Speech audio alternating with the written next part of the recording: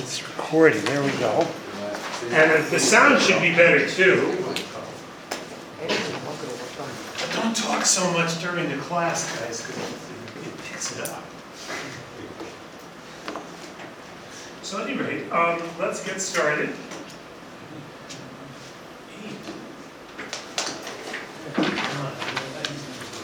Okay.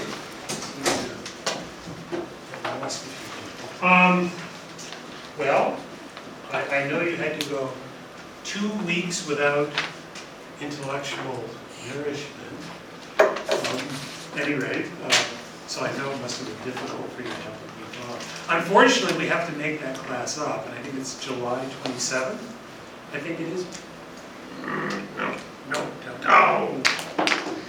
All right, July 27th is, I believe, the day we have to make that up. So we will have to have a make-up class, unfortunately, on a Monday.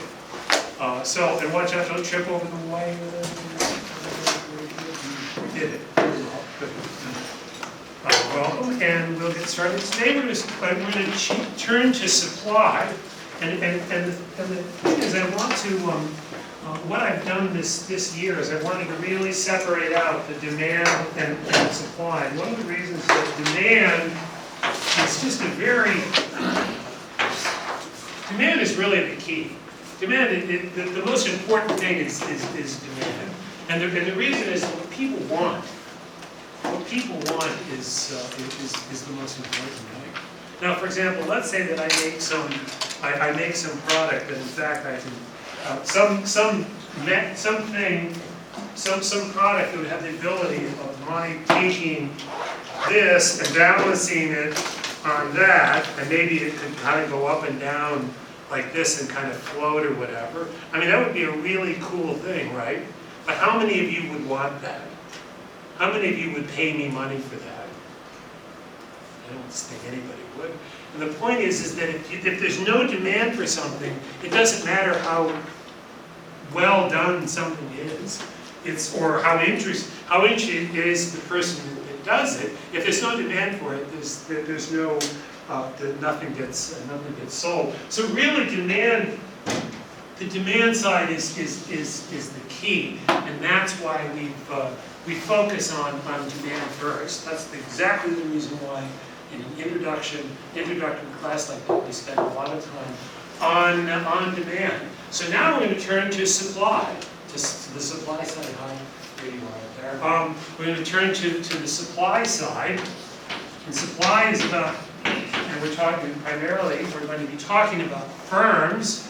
We're going to introduce the idea of what firms are that supply goods and services in output markets. So that's what we're going to now turn our attention to. And the other thing is that one of the things that I've done here is that demand. I focused on household demand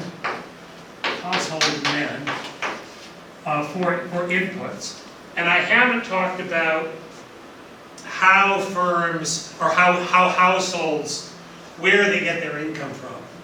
That's something that I'm going to turn to a little bit later. But now on the supply side is a little bit different, because the supply side, what's both important is both the output market and the input market. Both are important and crucial in the supply market. We have to really look at both of those at the same time. But we're going to start on the output market. That's here, output market for firms. What do households demand? What do households demand, and how do firms supply to households? So that's what we're going to begin our discussion today. And we're going to begin by introducing the concept of what a firm is. And basically, to economists, a firm is something that's very broadly, it's very, very broadly defined. A firm, we say, is a person or group that transforms inputs and or resources. That's input, something that you buy from another firm, or resources, raw materials, into outputs. So you transform inputs and resources into outputs, and that transformation is what a firm is. So an input is some output from other firms, and resources, water, trees, stone, earth, crude oil, whatever. And I give these are examples. All of these are producing inputs. If you're planting flowers on your balcony, you're acting as a firm because you're taking inputs and you're producing an output, which is the flower. You're growing the flower. So you're growing the flower on your balcony. That is you're transforming inputs or resources. You're taking earth, you're taking seeds, and you're transporting that into an output, which is the flowers. You know, so that actually is that is an activity that can be defined as a firm. Family raising children. That's the inputs: food, housing, and the output there are the children. But that can be called a firm. A ward or city operating a sports center. That's a firm that's operating, running the sports center. You can see that's something that that's a government activity. Or a company manufacturing, say, smartphones. They can manufacture anything, or produce a service, a product. So we can call that into, firms can fall into three broad categories. And they can be households, can act as firms, government entities can act as firms, or private firms can act as firms. And we're going to focus on the activities of private firms. And the reason we're looking at a market economy, we're looking at how market economy operates, and market economy operates based on demand and supply, and that interaction is something that private firms do. And the other thing that private firms do is that, as we'll see, private firms have what's called the profit motive. The reason, why does a household raise children? It doesn't have to do with profits. Government entities, a government entity can operate a sports center. The reason to operate a sports center it's not for profit.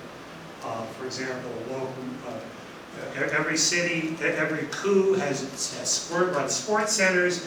Many of those sports centers are designed so that elderly people can get inexpensive access to exercise, which in turn keeps older people healthier, which may reduce the expenses that the public has to do for taking care of people if people live healthier longer. So, but those are not, that's not a profit. That's not profit. Private entities exist to make profit. So that's what we're going to focus on here. Not because it's anything better than that, but that's the focus. The thing that we're going to examine here is that interaction with supply and demand in the market through the pricing, the price mechanism. And we're going to apply, if you recall, we talked about first principles of economics, and as they apply to households. Now we're going to apply the same principles and see how the firms fit into that. And the first principle of supply economics, again, more is better. Again, as with households, more is better, having more. And in this case, the households want more goods, more utility, more money.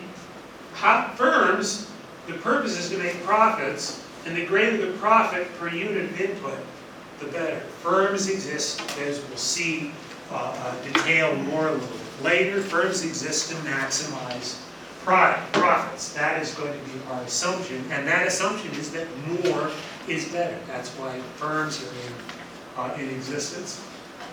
In terms of supply economics, though, everything has a cost. On the supply side, the cost of something is the thing or things that have to be given up to produce a good. What does a firm have to do in order to produce a good? It has to purchase inputs. It has to firms have to hire people. They have to hire people. They have to buy inputs. And they purchase resources, purchase inputs, hire people. They have to do all of that. So those are things that the firm has to give up in order to produce its output. So that's, everything has any action that a firm takes in order to create its output has a cost. It may include time as well as money. Time is also, for firms, are also a factor. From the standpoint of the firm, money represented credit to the holder for the firm, entitling the holder to a claim on inputs in order to produce goods. So from the standpoint of the firm, money is the credit that the firm can use in order to claim, to make a claim on inputs and resources. The third principle, for households, it was the willingness to buy. For firms, it's the willingness to produce. How much is the firm willing to produce? What makes the firm want to produce something? Well, more is better, so it's more of something that makes a firm, and since everything has a cost, more is better, and since everything has a cost, when we talk about supply, we're specifically talking about a firm's willingness to use it. I'll change that. A firm's willingness to use inputs to produce a good. So the firm has a willingness. That is, what is the firm willing to give up to produce something? What is it willing to produce for the price? And that is, the price is a signal. The price of something signifies the resources the firm needs to give up in order to produce a good. And the monetary price of an input is the claim on resources the firm has to give up to produce something. It's also, and I'll add that because it should be added here, the price of the output. So the price is a signal. The price signals to the firm. The price of the output signals to the firm how much the firm should produce. The price tells the firm how valuable its product is. For example, the magical machine that would make this computer float in the air and maybe dance and spin around in circles. The value that people would pay zero for that, unless I was doing a magic show and they wanted to watch it. But otherwise, you would otherwise want to pay zero for that. So the price is a step. If the price is zero, it's a signal that nobody wants it. And if nobody wants it, then no, you can't produce it. No, there's no way you'll produce something that nobody wants to give you any money for. The fifth principle of supply economics is that the greater value is better. Since the price of a unit of output signifies the resources households are willing to give up in order to produce a good, the higher the output price, holding the price of everything else constant, the more of the output a firm is willing to supply. So if the price is higher, they're willing to give up more resources. Then the higher the holding everything else constant, the higher the price for the firm's output, the more of the output that the firm is willing to supply. So it's the greater value. Greater value is better. And so we put these together, the combination of those five principles from the term of supply tells us that what we derive that what we call the law of supply. And namely that supply curves are upward sloping. This is a very important consideration. We have to, I should put that. Supply curves are upward sloping. Price, quantity, demand curves downward sloping, supply curves are upward sloping. So this says the higher the price, the more the firm wants to produce. Very basic relationship, and this is known as the law of supply.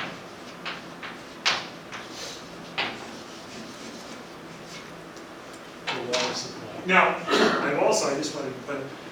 We're going to talk more about ants later, but I talked about ants in terms of consumption and gathering. Well, here's the example of they also produce their food, and this is an example where they show leafcutter ants tending to their fungus garden.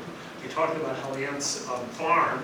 This is an example of farming that they do. They harvest the fungus and they use it as the sole food source for their larvae. So actually, there indeed, this is activity that is a production. this is the production. You can consider this like a firm. They're operating, the ant colony is operating as a firm, producing output. It isn't just they go out and collect food, they actually produce food as well. So this is if you're studying ant economics, you will label this as the ants engaging in the behavior that's like a firm. They're raising crops. They have to go out and resources. They use natural resources. They go out and cut. These are leaf cutter ants. They go out and cut leaves and grass. They cut it and bring it back to the colony, and they use that, chew it up, and they use it to grow fungus. So that is very much an activity that's very firm-like, like a firm, taking inputs and producing outputs. I'm just giving you as an idea, just as a way to think about that, to think about clearly that not just humans do that. There's also some other interesting information about that. And the other reason why I talk about this as well, you can be, if you're a biologist and you're sitting in this class, you can learn something here, and you can apply what you know to what you're learning here in biology. And in fact, in other fields as well. There's things that you can take from here to go in other fields and use these ideas, not just to study human behavior, but study other kinds of behavior. At any rate, back to the firm. I talked a little bit earlier about the objective of the firm. The firm's objective is to maximize profits. That is, more is better. Now, there are other factors that can drive firm behavior. It's not as simple. Firms may want to be good members of their community.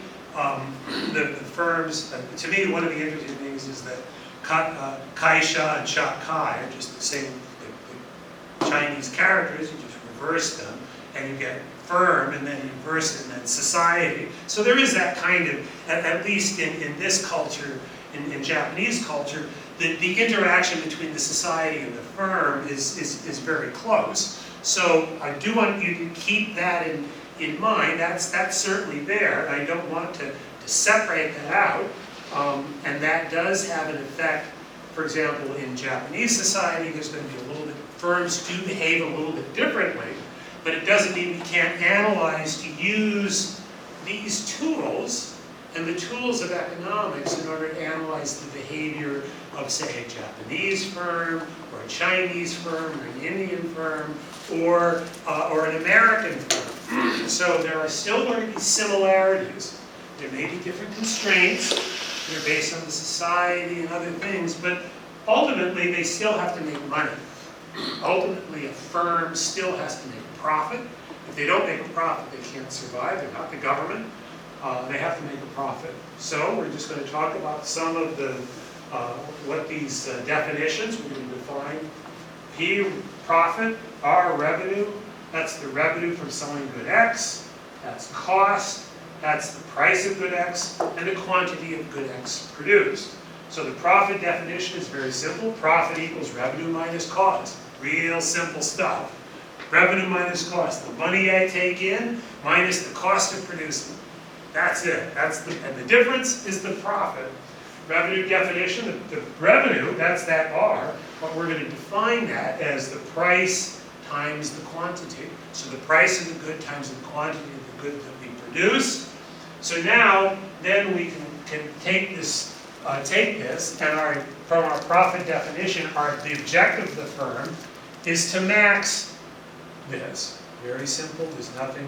This is not fancy fancy mathematics. Simple stuff. So the objective of the firm is to max revenue minus cost, and then we can restate that as maximizing the price times the quantity. So these are two choices. These are two factors, and what we'll see, what we're going to see, is that for the firm, for firms that are involved in what we call perfectly competitive markets, the firm has no control over this. So the question that we'll have to look at is, what control does the firm have over these variables? And that's why we separate them out. We just look at revenue.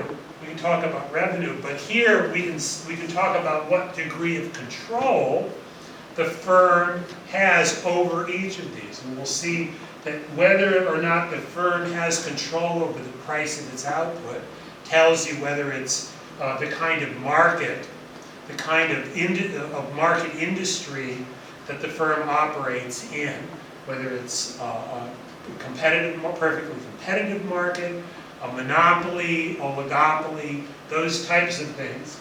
That depends on the degree of control that they have. Every firm has control over their output. Every firm, we assume, will have control over the amount of output they produce. And then on the cost side, we'll also examine that on the input side. But at first, we're just going to focus here on the output. We're going to focus on output at first here. So let's talk about the law of supply and come up with an idea of why, just to think about it clearly, why the supply curve is upward sloping. Why does the firm produce? So what we're going to do is we'll assume that costs are some linear function of quantity, and namely some alpha times the quantity. And so then the quantity, and we'll also look at a situation where the firm does not have control over the price of its output. So if we say the firm does not have control over the price of its output, then we'll focus on its choice of quantity given the price, and so what does it do? So let's first look at the situation where the price is zero. The price is zero, you're doing something on the internet, and the market is, all that they want you to do is give away your service, and you don't get anything out of it. Well, typically what is you're maximizing, your price is zero, you plug that into this equation, 0 times the quantity produced minus the cost of production, you maximize the negative of alpha times QX. Well, in that case, it's pretty easy to see what the maximum value of this is zero, is when this is zero. So that's zero, that's the best you can do, is not do anything. So in that case, that's an example where you have a negative expectation. Your expectation is negative, so you don't do anything. There's a lot of things in life that are that way, and in this case, if the price is zero, that is the case. So now let's look at small changes in the price, and then the resulting effect on output of a small change in the price on the quantity of output. Small meaning just a very tiny, barely, all you can barely see change. And where the price has to be greater than alpha. So remember that, just look at that. Price, so this is QX on both sides. If price is less than alpha, if the price is less than that's the marginal cost of producing a single good. So in this case, the marginal cost of producing a good is alpha. So if the price is less than alpha, then you have negative profits. So we're assuming the price is at least equal to and actually greater than, because otherwise it's still zero production. So if the price if the price increases a little, then if the profits would increase at least a little if QX increases a little. So you can see doing that, the price increases a little, then we want to produce a little bit. Price increases a little, we produce a little bit more. Price increases a little bit more, we produce a little bit more. A little bit more, a little bit more. You just see you're going up, up, up, up, up. And you're going to go up some slope, and you repeat this process over and over again. And it produces a supply curve that at least it might be something, it could be anywhere over here, but at least it's the furthest left that it could be is something like that. So that it could be something like that. But what we're basically talking about and showing is that it's an upward sloping supply curve. So that's something to keep in mind. Just remember that. The most important thing that I want you to remember is a feeling that as the price of the good increases, the willingness to supply increases. Increase a little bit of the price, increase a little bit of the output. Do a little bit of price, do a little bit like that. Keep that in mind, that that's the fundamental idea of the law of supply. Now, we spent a lot of time talking about the price elasticity of demand. Elasticity is also to be used for supply. So, and this is the great thing about elasticities is that you can measure the elasticity of everything. And in economics we do. We measure, and we'll see, we talked about demand elasticity with respect to price, elasticity of demand with respect to income. Here we're looking at the price elasticity of supply. And the price elasticity of supply is the ratio of the percentage change in quantity supplied with the percentage change in price between points along a demand curve. I'm sorry, along the supply curve. And we're going to denote this ESX. Its formula should look almost the same. It's the same idea. Again, it's the response. Again, we're interested in the response to a change. In this case, the response of the firm's output into a change in the price. So in this particular case, the A and B, it's equal to 1 in this particular case. It's nearly always positive. You should not have a negative price elasticity of demand. If the price goes up, it should be that in general, that if the price goes up, then the willingness to supply should go up as well. Now, as with the price elasticity of demand, the point elasticity, we talked about point elasticity last time. We calculated exactly the same way. We used the simple use of calculus. You've done those exercises. I think my point there is not to get you to worry about complex calculus, but just to expose yourself to the idea of what's going on underneath. I'm not going to worry about you using complex calculus at this point, but what I do want you to do is understand what the idea is underneath. In this class, we'll just focus on linear functions, but still to realize that there's something, it's the instantaneous change is what we're interested in. But if we have a linear demand and supply curves, the instantaneous change is just the slope of the line. And so that's the change. The change there is the slope of the line. In terms of the elasticity is not as important, other than it's positive. Whereas remember the demand elasticity, we really care a lot about whether it's less than -1, equal to -1, or greater than -1. We're not that concerned here. We're not as concerned here. It's just positive. If it's more, it's great. You know, if I produce one more unit of output, they want to pay me a lot more. That's wonderful. You know, if the price goes up, that's great. But it may just need a little bit more so that I'll produce another unit. So that's different. It's a different idea than from looking at the demand side.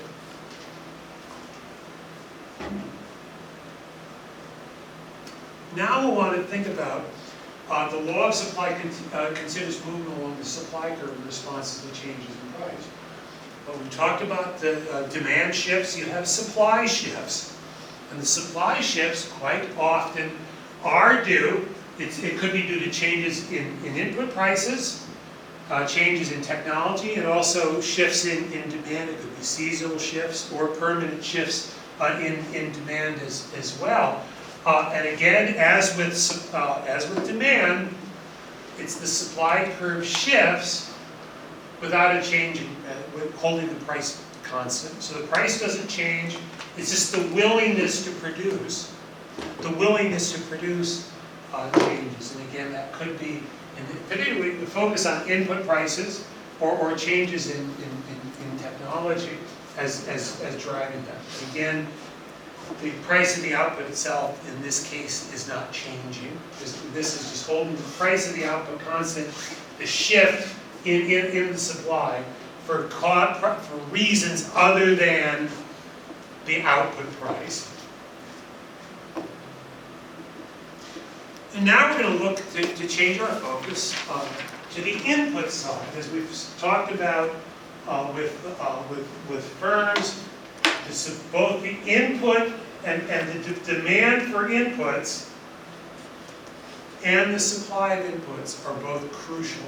We need to really need to focus on, we need to discuss both of them when we think about the firms. So now we're going to talk about input prices. We're going to spend quite a bit of time thinking about how input prices, in inputs and input pricing works for the firm. So let's look at what happens. Let's think about how the shift in supply, the willingness to supply, given a single input. So we're going to look at a single input. We're not going to worry about what that input is. It could just be picking up rocks in your backyard or on the street or something. It doesn't matter what that input is. But let's just focus on the price of the input. That's PI, that's I. And quantity by meaning the quantity of input I. Notice I have the I up there. I'm putting it up there, at least to try to keep that separate, so that you can make clear to keep that separate in your mind. So we're going to examine how a change in the price of a single input affects the supply of the good. How it affects the supply of the good.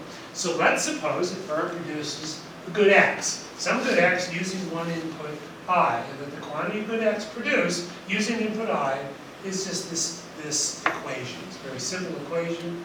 Quantity of X is alpha, we talked about alpha before, times the input. That is called, and this alpha again is some fixed constant.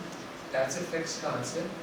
That equation is called a production function. That tells us how the firm produces.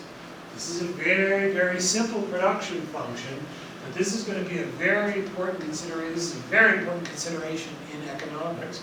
We're very interested in production functions. So how it tells us how the firm produces. In this case, it tells us the technology.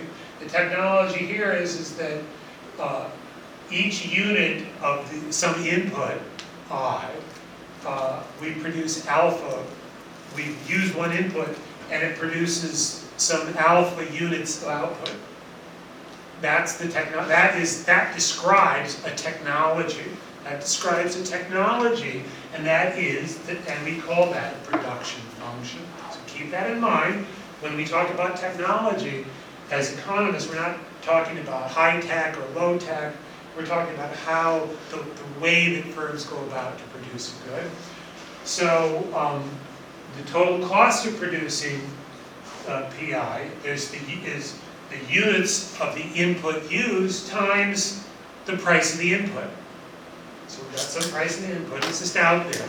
And remember, in this case, the firm doesn't have any control. Again, we're going to also make an assumption here. The firm doesn't control this. And again, the degree of control that a firm has over the price of its input, as well as the price of its output, tells you whether the firm's a monopolist, perfectly competitive, whether it's an oligopoly. That tells us, those words describe the degree of control that a firm has over the price of its input. So let's just, to keep things simple, at this point we'll say we're thinking about how the firm doesn't have any control over the price of its input. That makes it a price taker. So let's say that the price of the input, let's say there's some price PII. And let's suppose the price of the input falls. And let's call this new price new PIX. Let's just call that new PIX. Then the total cost of producing the QI units of the input, I, new PII times the quantity of I, it has to be less than the previous cost. That's all. All I'm doing is I'm taking that statement. It's a logical statement, makes logical sense, and I'm just writing it down in symbols. That's all that mathematics is anyway. So just keep that in mind. Don't be intimidated. Don't be intimidated. Just try to put something in words. When you see something that may intimidate you about an equation, don't get scared and put it in words. Don't get scared and do this. Put it in words, and then understand what's going on. And that usually will help. And that'll take away your fear also. Because I know how, it's a natural thing. People see an equation and they go, oh my God, what is that? Just put it in words. That's the total cost of producing the good with the new lower price, the same quantity compared to the previous price of the input. Well, it has to be less. That's it. It's not magic. Okay, so there is some quantity of input I, which we call new QI, such that the new cost of the input I, at the new cost of the input I, the total cost is the same as the original cost. There must be some QI. If this is, if this new PI here is less, then if we increase this quantity, if that's less, but if this equation is less, we just increase this a little bit more, eventually that will become equal. That becomes equal. That's what we're doing here. So the new QI, there's some new QI which is equal to PI times QI. Just log. This is all just real basic logic. It's nothing more than logic. Then since the new QI is greater than QI, it has to be greater, we've increased it, we will call this new output level new QX. Then, since new QX, we've got a new output level QX, since new QX is greater than the original QX, then we are producing more output for the same input cost as the same total cost as before. So if the same total cost as before, then the supply curve is shifted to the right. So the supply curve is shifted to the right. The price of the output hasn't changed. The price of the output hasn't changed. So we're looking here. Remember, this is the PX. The price of the output doesn't change. There's no change in the price. Remember, that doesn't change.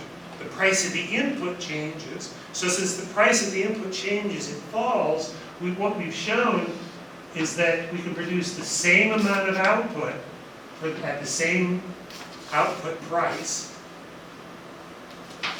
It's shifted to the right.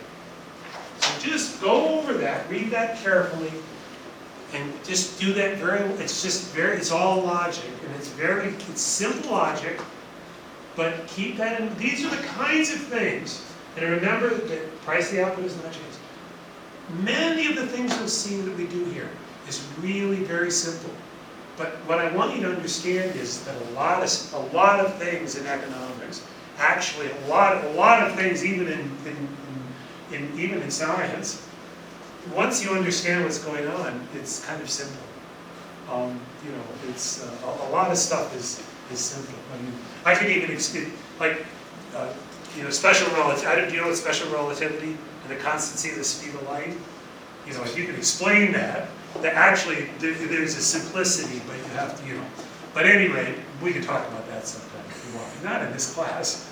But the point is that much of this, there's a lot of this stuff is very simple. These are simple ideas, and even complex economics. Good economists, when I say a good paper quite often it's a very simple idea.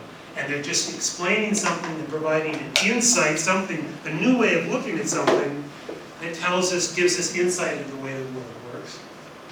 So that's why we use a lot of simple models and simple things to show you how the world works. And we can say a lot of profound things about how the world works as a result.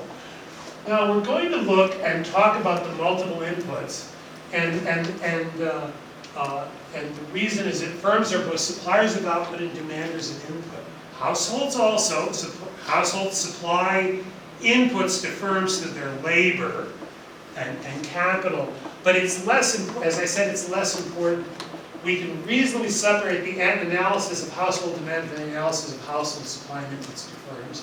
but the necessity of firms to earn profits and maximize profits means that firm output supply and input demand are closely linked. So there's a close link on the supply side. So what we're going to do is the last time we looked at the demand and we looked at the responses to changes in price. Now we're going to look at supply to response to changes in input prices. It's actually a very similar approach because the input price to households was the price of buying of goods. Here the input price, that's the input to the household. Here the supply response that changed the input, or the price of inputs and the cost of resources. So it's something very similar, and that is firms are like households subject to the law of demand. Firms are also subject to the law of demand on the input side. Keep that in mind. This is demand. There's some demand.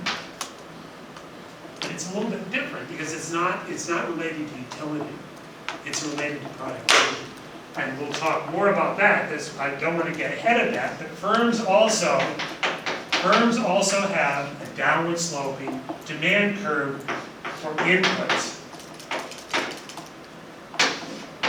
Quantity of output as a function of the price of the inputs is downward sloping. So as a result, we can say that firms, alike as with households, firms have three types of responses to the changes in input prices. We can break those out the same way as we broke out the effects for households. We have the price effect, and that is what happens to the willingness of firms to use an input if the price of that input changes. The substitution effect, what happens to the use of a second input if the price of the first input changes, holding the revenue effect constant. So now, remember how we talked about income effect, but the firm is on the revenue side. Houses are, there's an income effect on households from having the price of outputs, the things that they buy change. When the price of an input changes, there's a revenue, what we'll call a revenue effect. So there's effect on the revenue that the firm experiences. So what happens is the willingness to use, and this affects the willingness of firms to use inputs if revenue changes, holding the price effect and the substitution effect constant. So it's a very similar kind of thing. It's a very similar thing. So we can break that out: price effect, substitution effect, and a revenue effect for firms. So let's look at the input price effect. Downward sloping demand curves. Demand curve. This is I put this resources given up for 1 unit. Downward sloping demand curve is the same. And in fact, what I'm going to do here is these will look the same. If they look the same as before, they are exactly the same as before. I'm going to use the same numbers, but the reason is so we can just focus on, or some of the same numbers, make some little changes. But basically, so you can see that I'm using similar numbers, similar approach, and you'll see that we're talking about, even though it's on the firm side, it's a similar type of thing. The decisions, the thinking that goes into separating these effects out are very similar. So the price effect just says the price of the input drops, then the units desired by the firm for producing increases. That's all that says. It's very simple. That's the price, and that's a price effect. That's the effect of a change in the price. So here, the price is 80, it drops to 50. The firm, now instead of using 2 units of the input, now uses 5 units of the input to produce the good. It's a very simple approach. And we can see the same thing is happening if it goes from 50 to 30. So again, those are just price effects, the effect of the change in price. Substitution effect means what happens with demand for a second input with the change in the price of the first input. We talked about that in terms of the substitution effect for households, to substitute one good for another in the consumption of a good? Well, the same thing happens with firms. Exactly the same kind of thinking in terms of the substitution effect, that the change in the price of one input affects the attractiveness of the second input, even holding the price of the second input constant. So the price of the second input has not changed, the price of the first input has. And what I'm going to do now is I'm going to put labels on this. I'm putting a label here, capital, let's call that capital, and call that labor. The other thing that this will do is allow us, these are the main types of inputs. Now, we're going to talk about natural resources, that's separate, but when you're talking about inputs, you're talking about labor and capital. Those are our two main, those are the two most important inputs, and that's a very central part. We take those, we take these broad classes of inputs of labor and capital, and we can say a lot about how economies work and how firms function by doing that. So here's an example. Here's an example in a decline in demand for labor in response to the drop in the price of capital. And the thing to remember here is that usually the price of capital drops. So the price of a capital good, machinery, or other type of good, that tends to fall over time. People get better at manufacturing capital. The price of producing capital is usually a continuously declining factor. You want an example? Here's a capital good. From the firm standpoint, computers are a capital good, and the price of computers is continually dropping. So in this case, this is an example where the decline in the demand for labor, so the demand for labor shifts to the left in response to a drop in the price of capital. That's possible, and a good example of that, a great example of that is agriculture. Probably the best example of that is agriculture,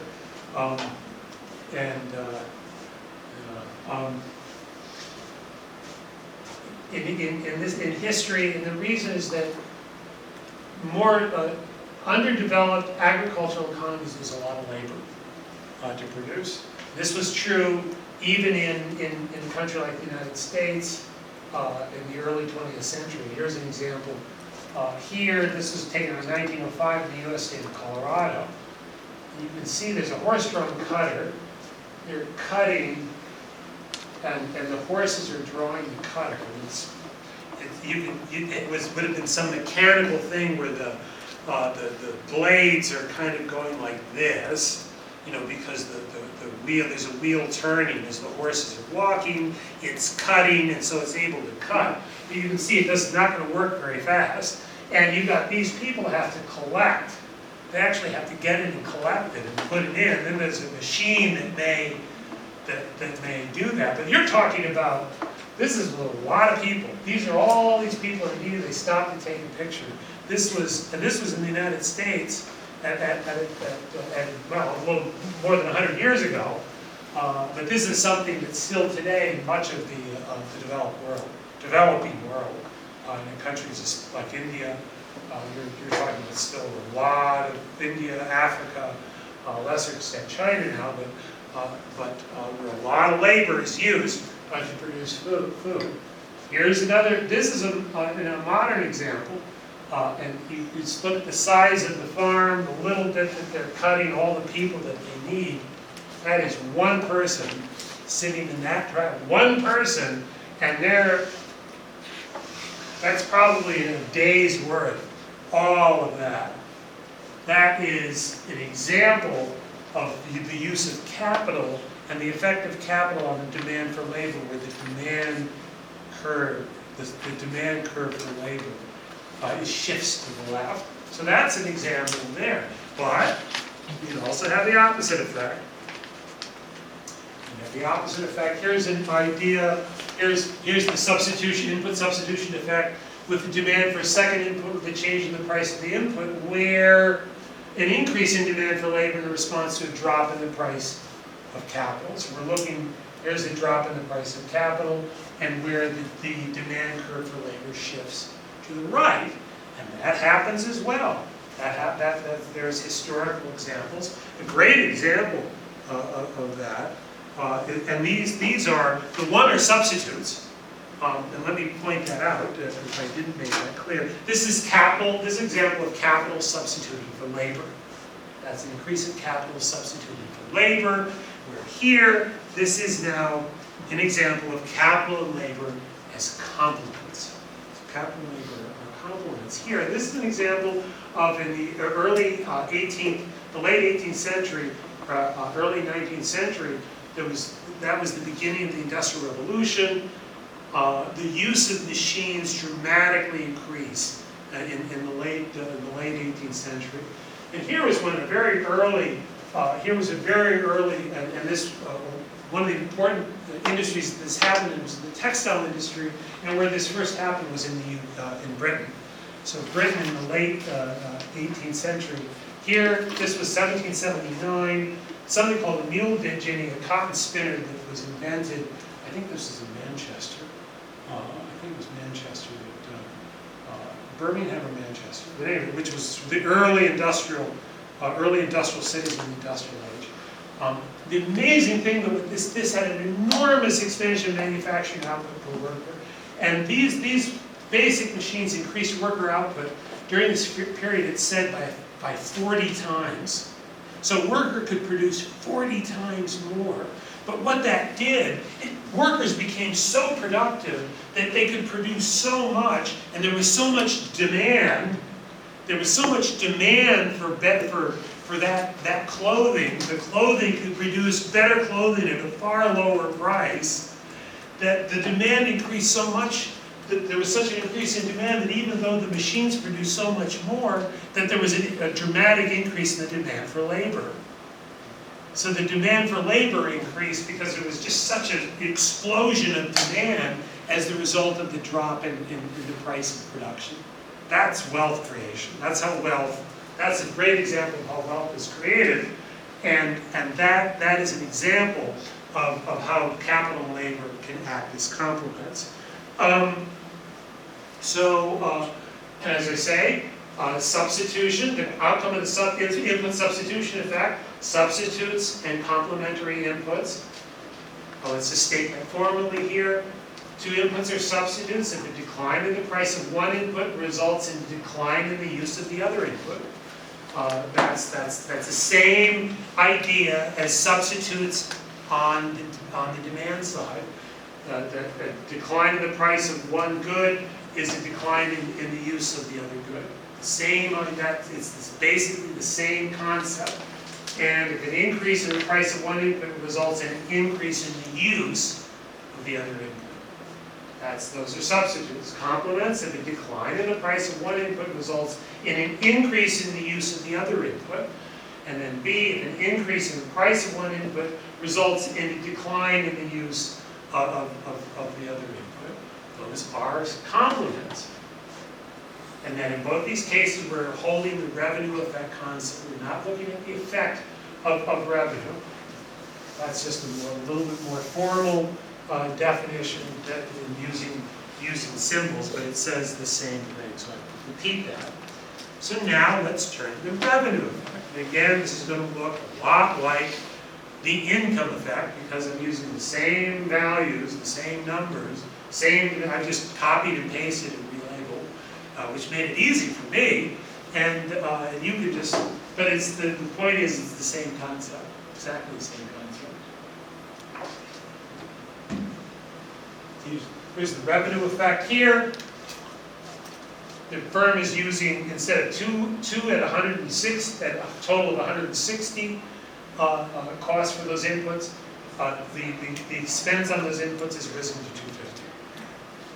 So that's the same idea, but we call it a revenue effect. There's a negative revenue effect. We have less revenue to spend on the other input.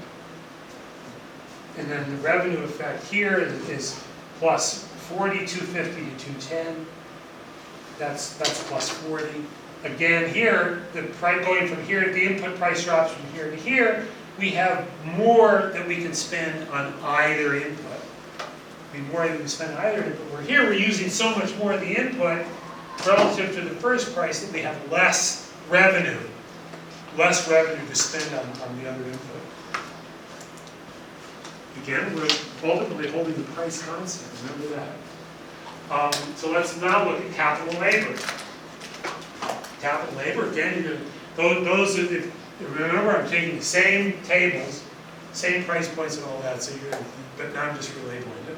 So there's we'll call it capital now, it's an input rather than output demand, it's input demand. Capital is labor, here's the amount of labor, the price of labor, units of labor desired, the price of capital, the units of capital desired, with the change in the price of capital, holding the price of labor constant.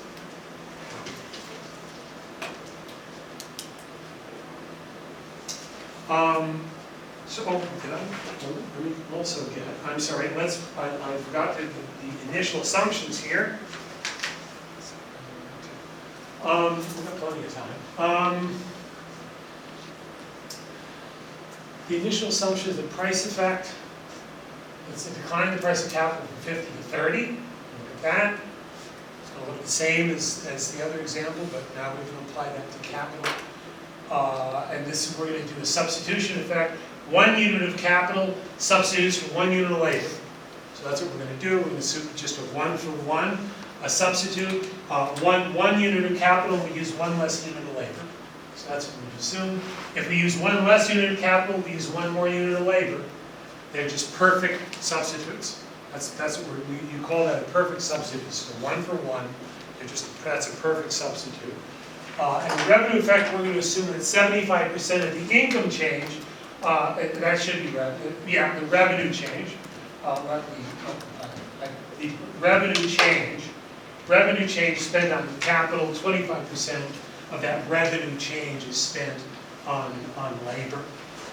Is spent on labor. And that means if it's positive, it's additional increase on capital labor. If it's a negative effect, then it is then there's more of a decrease of capital.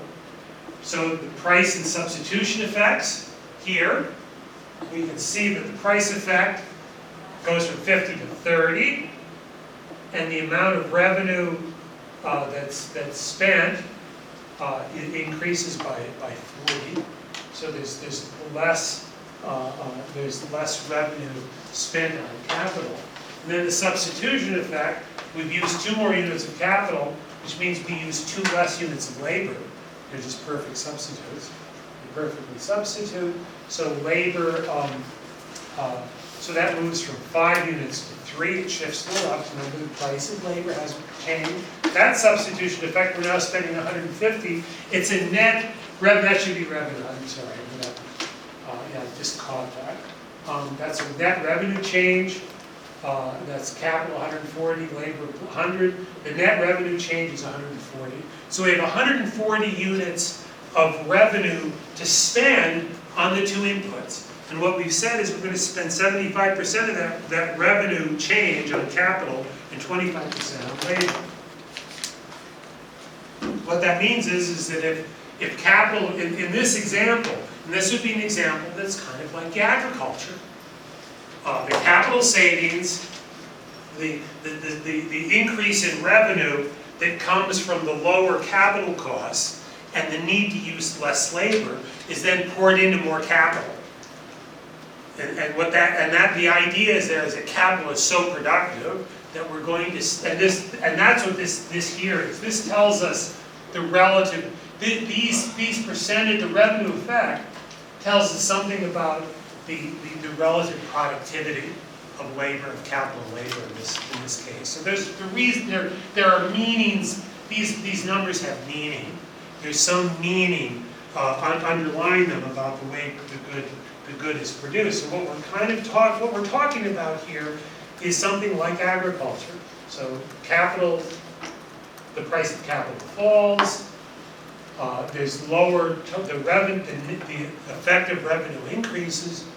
then more of that revenue increase is spent poured into more capital because that's more productive. So we can get more, and the effect is the price of capital keeps on dropping, then the amount of capital relative to labor keeps on growing dramatically. That's the kind of idea here. So we can look at the income effect. I'm sorry, it's a revenue. Oh, I thought I got this. This is a revenue. Sorry, that should say revenue effect. I'll change all of this. I thought I changed that anyway. That's revenue effect. That's revenue effect. The revenue effect here.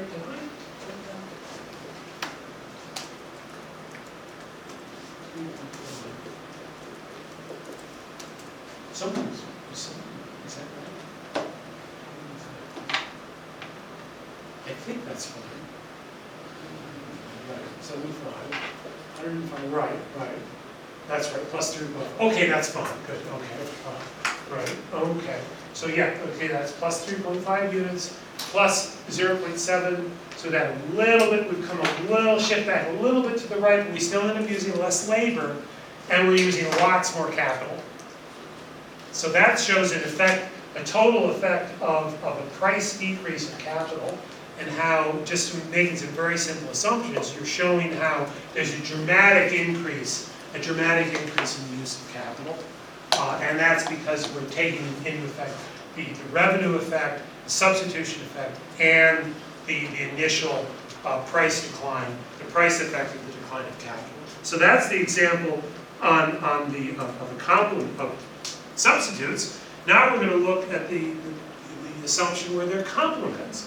And we talked about the use, how they're complements. And this is a case.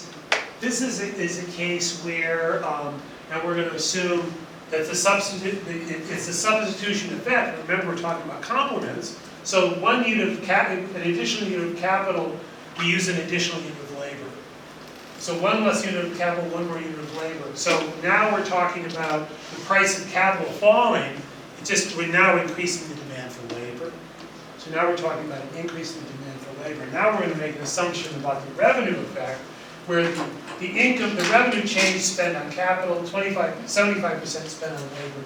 This is where the idea here is that the use of more capital makes labor so much more productive that there's a lot more labor that's demanded. And you can see that in certain industries as capital, as the price of capital changes. And you certainly can see that in a lot of, in the computer industry.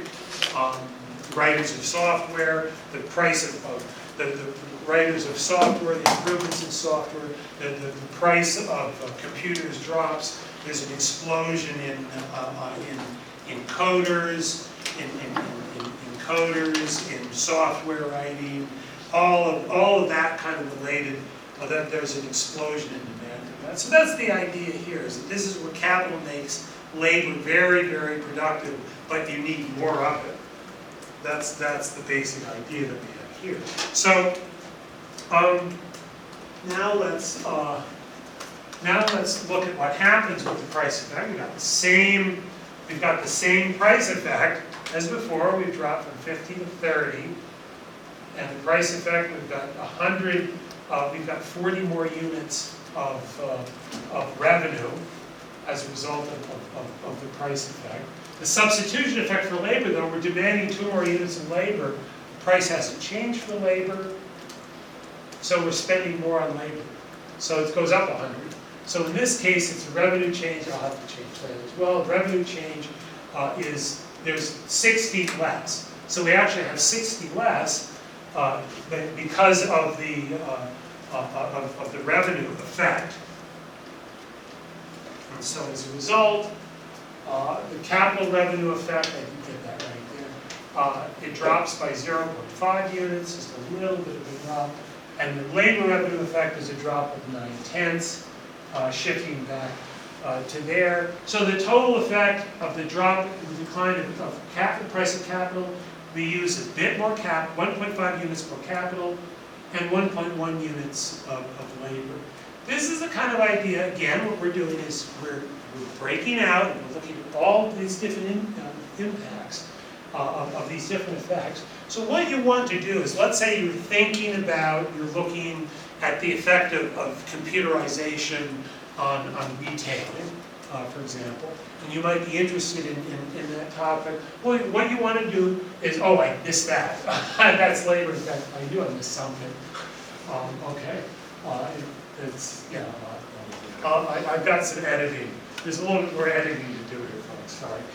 But you'll get that, I'll make that changes before you get that. So it's nice to get up and I can think about it. So at any rate, so what the idea here is that I want you to, when you see some phenomenon, that should say revenue, but no, that's revenue effect.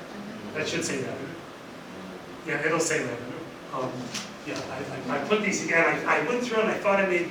It's funny. You go through and you think you're making all the changes, and then you realize you missed it. You missed almost everything. But anyway.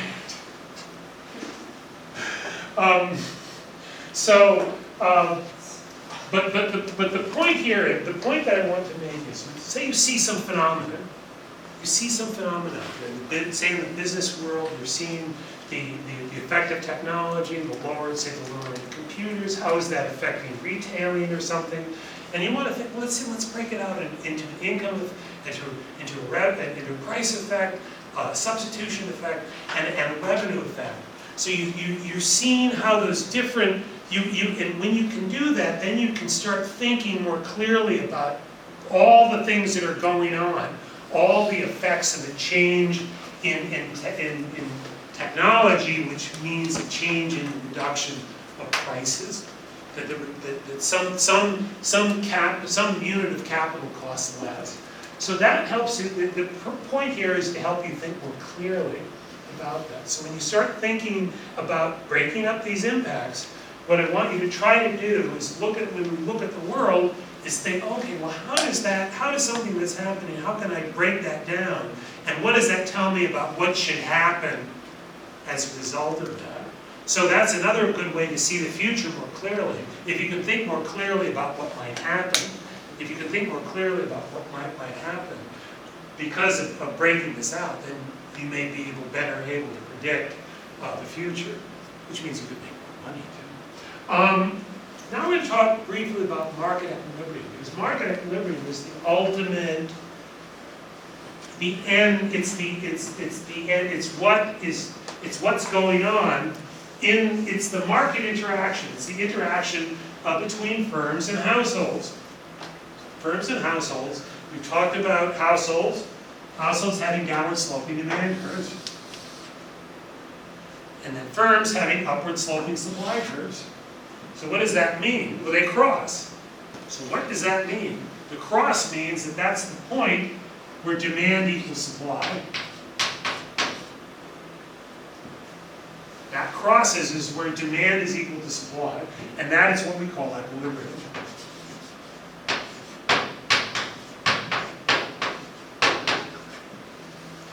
So demand equals supply is what we call it. It's very simple, but that's where it comes from. It comes from the interaction of the demand and the supply curves. Suppliers are out supplying. They're responding to the signal of prices. More is better. They want to make more. They want more profits. The higher the price, the more motivated they are to produce. At the same time, as prices fall, consumers are more incentivized to buy. And the interaction of that two and that price that it takes place, that's the equilibrium price. That's what we call the market price. Market price. Okay, so that's what we're going to talk about. And that is, in a market economy, demand and supply interact. The result of this interaction for any given good is the price households pay for the good and the amount of the good supplied by firms and the price that firms receive for their output. So it's the price that firms receive and the cost that households pay. And And so the price at which demand and supply are balanced is called the equilibrium. And so I've got all of these definitions. That's the quantity of X supplied by firms. X of PX means the quantity of X supplied by firms at price PX. DX is the quantity of X demanded by households. PX is the quantity of X demanded by households at a price PX. This P to E, I'm going to use that as the price of good X when the market is in equilibrium. QE to X means the quantity of good X sold when the market is in equilibrium. So what is equilibrium? Just define that very clearly. The state in which opposing forces or influences are balanced. There's a balance. And certainly I know in Japanese that you talk a lot, equilibrium and balance is that you use that term. We use that less in English. In Japanese, I think you use the sense of balance is used a lot more. So I think that should be familiar to you when we're talking about opposing forces, the balance of opposing forces. That's what we're talking about here. At any rate, so let's just define this clearly. Here is the supply, the willingness to supply, so market price, the demand, and one of the things you'll note, I put here, this is just at the price of 0, that goes up to infinity. If you want to sell it to me for, I may buy this, I'll take an infinite amount if you're giving it away, or something like that. Anyway, that's the idea here, that actually demand curve goes up. But at any rate, from this point, it's downward sloping and to the right. And so, at this point, this quantity X, say this QEX of 20, that there's that the demand at that price of 200 and the quantity output of 20, that households are willing, that the demand by household equals to the quantity produced by firms. Now what you'll see is that demand equals supply, and that's what you have here. This is the condition. This is the equilibrium condition. That's an important thing to remember. We see that a lot in economics. Equilibrium condition. The equilibrium condition here is demand equals to supply. And we have a term that we use for that, and that term is market clearing. That in English we say that markets is called market clearing.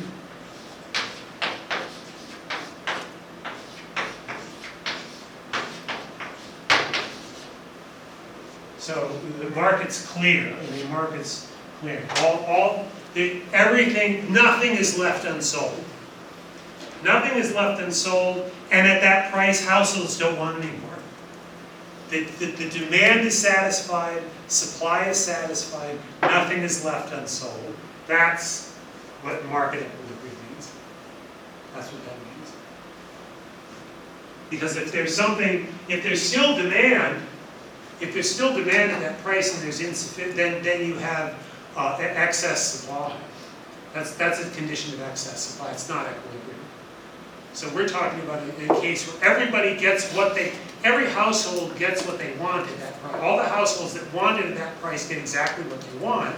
And all of the firms that want to produce at that price, that are willing to produce, all of the firms produce all that they want at that price. That's what market clearing means. And we'll see later that there is a difference between that and where demand and supply are not in balance. So you can have that situation. What we're talking about here is some type of demand and supply. We'll get through all this material. Just get a second. I just want to.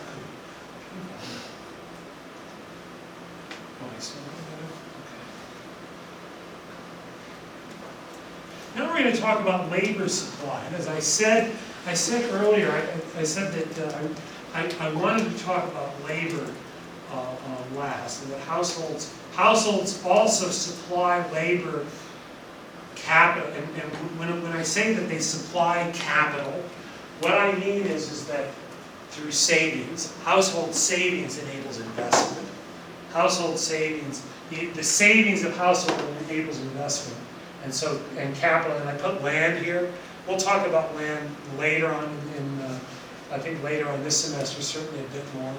So that is part of the equation. I put that there, but I'm not going to spend a lot of time on it now. But we're going to look at the supply of labor in input markets by households.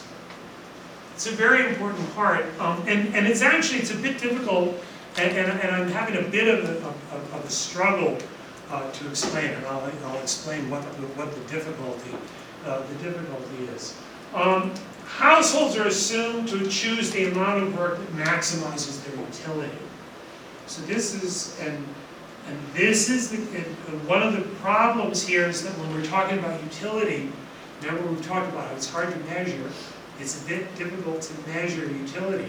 Now we found on the consumption side that we can at least, we have a way to measure the relative utility as the ratio of the prices of two goods. So we can at least get the ratio of the margin of utilities by the ratio of the prices. That's a little bit more difficult here with the labor market, and I think studying labor markets is not easy.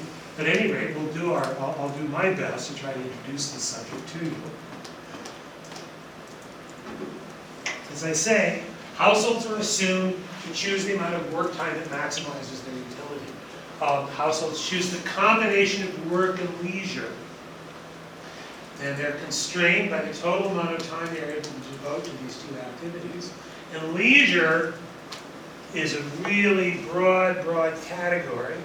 We call watching television, playing computer games, texting your friend, sending text messages to your friends, eating, sleeping, jogging, traveling, volunteering, housework, taking care of children, doing yoga, whatever. That's that can all be talk as leisure. Work is any activity for which the household receives payment. And that actually could be a little bit. Well, let's just keep that. We'll have no discussion on that. So everyone faces choices and constraints. Every household faces choices, constraints, and participation in the labor force. Every person, every household must decide whether to work, two, how much to work, so work versus leisure, or where to work and whether the work is paid for or volunteer. These choices are constrained by the availability of jobs, market wages, and individual skills, which kind of affects the job availability and the wage, and the amount of time available for labor and leisure. So those are all important considerations. And one of the things that we're going to see is that sometimes it can be hard to define what all of those are. But let's try. But first, we're going to use the same principles, the same 5 principles. And now we're going to do it, put it in terms of labor economics. And the first principle of labor economics is that the greater the wage, all things being equal, the better. The more money that somebody is paid, the better off the person is. The second principle of labor economics, everything has a cost. In this case, households trade off between labor and leisure. That is, the cost of labor is leisure, and the cost of leisure is labor. In other words, what we'll see is that's the opportunity cost. This is a great example to make clear what opportunity cost is. If I do an hour of work, if you're working on something, you can't, you may not be able to text message your friends, who knows these days, but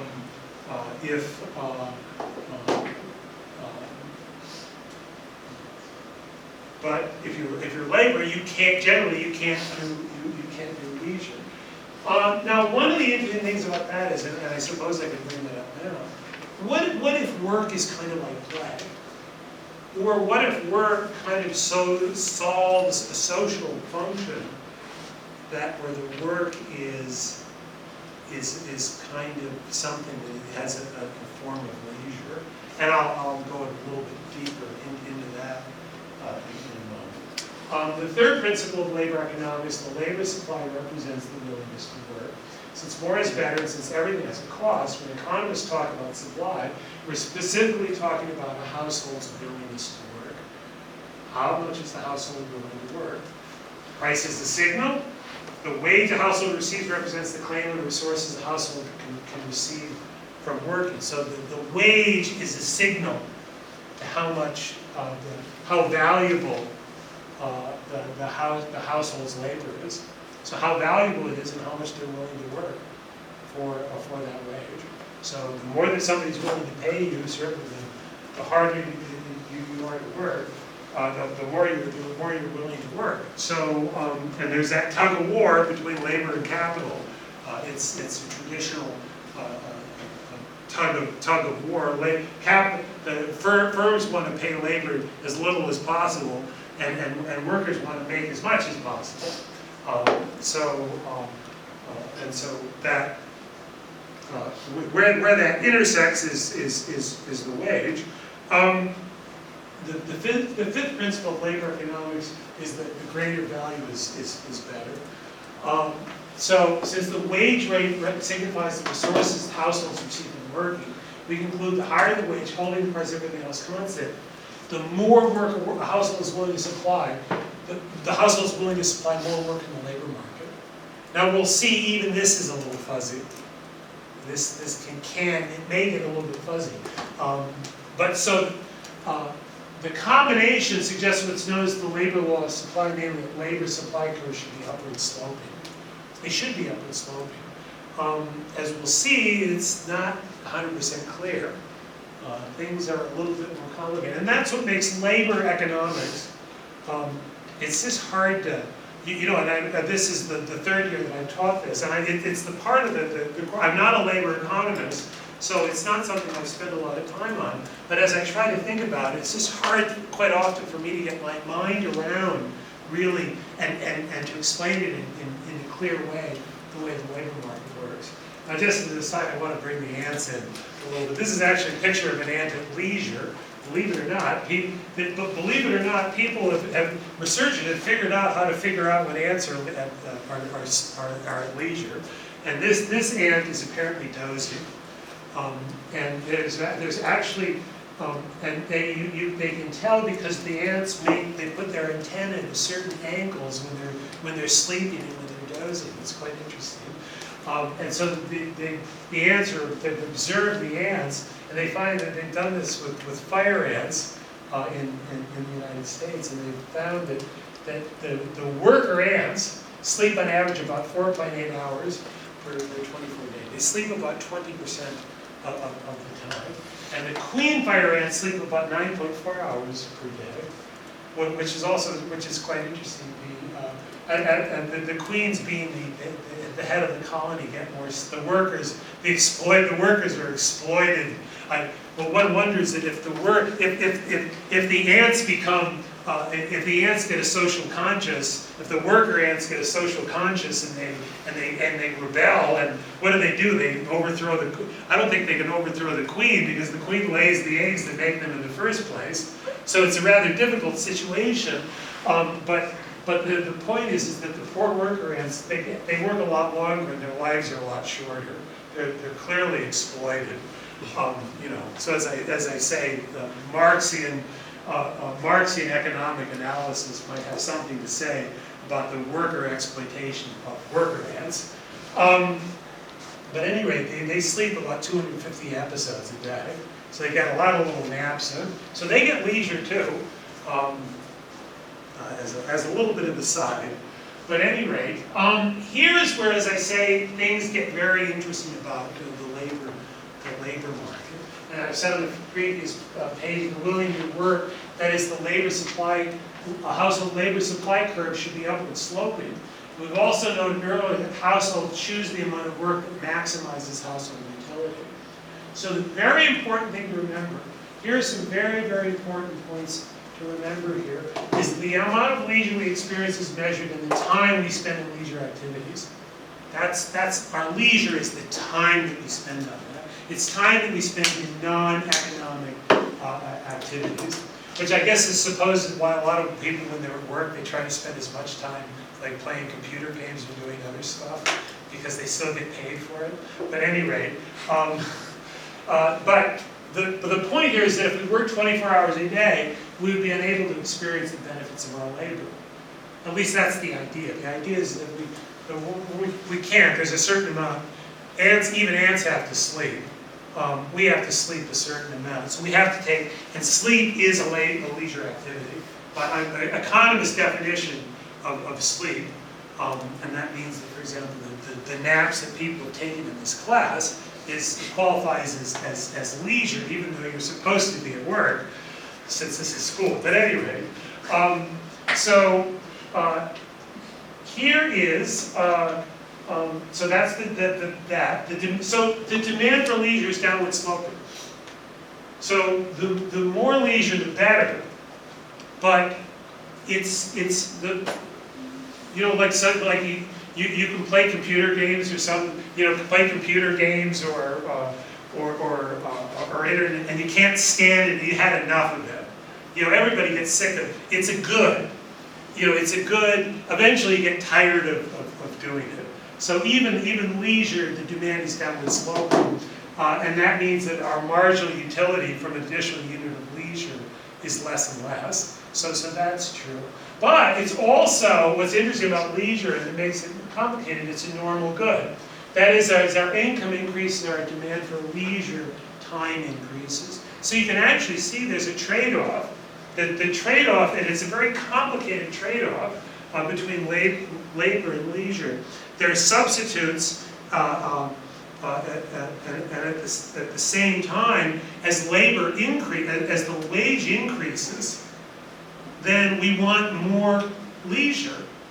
So we substitute them, but we want more leisure, so it's kind of a complement. But there's only 24 hours a day. So that's the constraint. So you can see it makes it very difficult to I think it makes it very difficult to analyze. And also, and I say, one of the things that also makes it difficult is for many people, work is a form of leisure. For many people that really enjoy their work, that's what they do all the time because they like doing it. And the people that I've known that were really driven, in my life, that were really driven, were happy spending 14, 16 hours a day, 6, 7 days a week working. They just enjoy their work so much that they're A, they're making money, and B, they're having fun. So people that are doing that tend to, what do you do when that's really a form of leisure? Which it is for, work can be that way. The other thing that makes it complicated is that, for American, Westerners in general, I think Americans in particular, we will separate out. Work is work, and time off is time off. And one of the things that I experienced when I first came to this country, my experience was I went to work in a Japanese consulting firm, and I was the only Westerner out of and there were 1,000 people. So I was basically the only Westerner. There were 1,000 people working in the firm. I was the first Westerner that they brought to Tokyo to work in that firm here in Japan, and for reasons which never made. The day that I got here, I realized they had no idea why they brought me here. But that's another story. But the thing is, so I had a lot of time to, there was the language barrier, there was the cultural barrier. I was pretty much completely isolated, but I could observe. I could observe what was going on. I'm in this new culture, completely different culture I've never experienced. One of the things that I saw was that people, the way that people interacted, there was a certain amount of, the social interaction was such that that really it was almost like going to work was going to home. When people went to work, that was 25 years ago. This was 25 years ago. This was right after the collapse of the bubble economy. This was, you still had that kind of thing. And I said, and I looked, and they really encouraged, basically, the longer we worked, it was the incentives were, being an economist, the incentives were rather curious, because the that we got paid overtime. So you got paid overtime, and they could let you work as much overtime as you wanted. They didn't tell you that you had to work, that was then. You could work 100 hours, and the more that you worked, the more that you got paid. Is that the end of class? Oh, okay. Well, that's the end of class. And I'll just end that. That I said the more that you worked, the more you got paid. And I realized right away is that the longer it took you to do your work, and the longer you took, and the more that you sat at your desk, the more money you made, and everybody was having fun anyway. And people would bring bottles of wine in at 10 o'clock, and they'd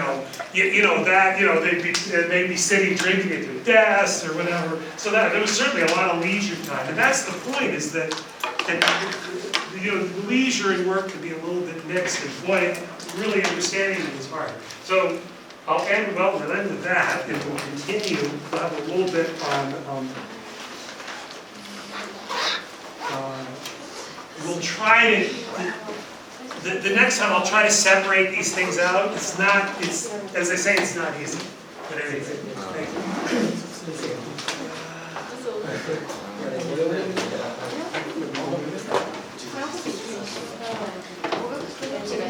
Imagine somebody, I was just a typical American and coming in, I knew nothing about this culture. Nothing, suddenly, in a day, working down, no Western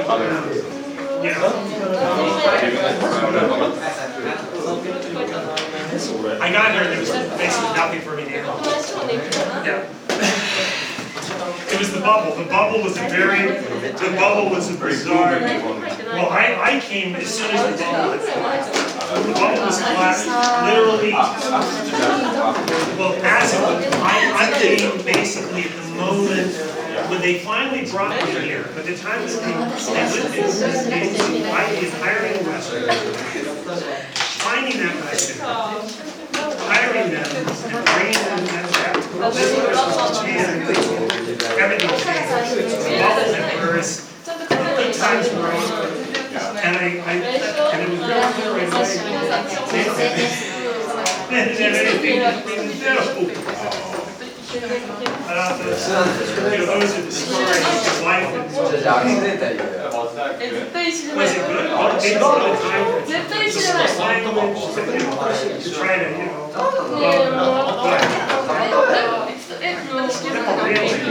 I did stuff. I ended up, I did that was my first job. I built economist.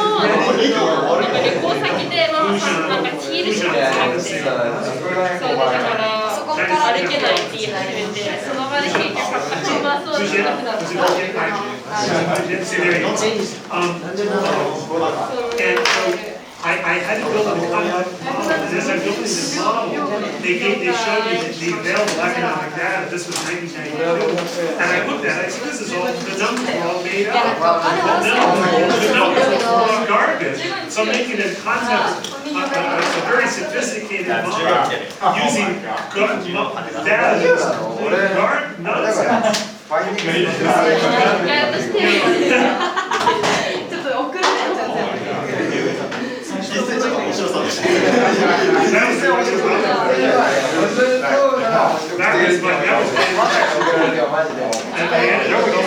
So we ended up taking a trip to China, which I never, and we were guests of traveling around the province as guests of the various cities around the province. And I never could figure out what the project really was for and who the client was. We never really figured out who the client was and who the project was for. I guess somebody knew, but nobody told me. So that was well.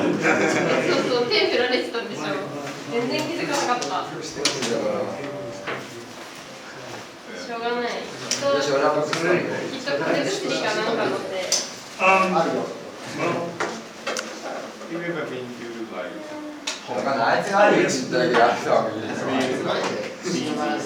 Oh yes, no, no. house. I mean, it's quite nice, it's very. small like houses. Let me- there, no, never. Let me just shut this off.